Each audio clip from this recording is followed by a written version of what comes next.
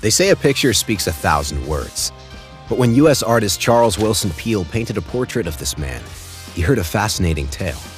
Because Yarrow Mamout's life story was unlike most in U.S. history. Their paths first crossed in Washington, D.C., where Peale had been commissioned to paint U.S. President James Monroe.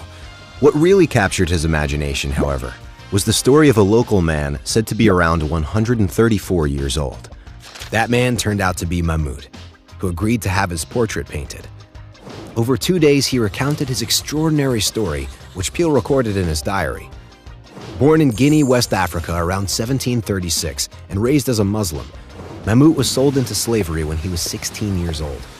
Arriving in Annapolis, Maryland in 1752, he was purchased by plantation owner Samuel Beale, and later worked for his son in Georgetown.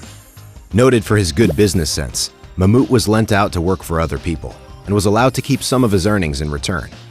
Mamout was freed at approximately 60 years of age.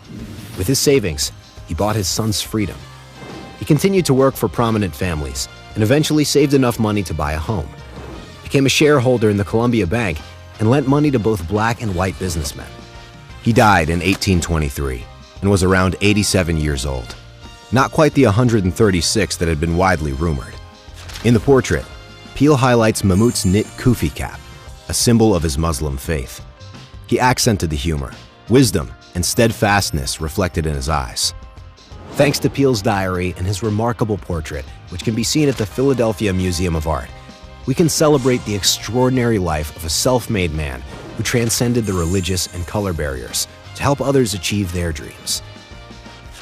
If you could meet Mamout today, what questions would you ask him?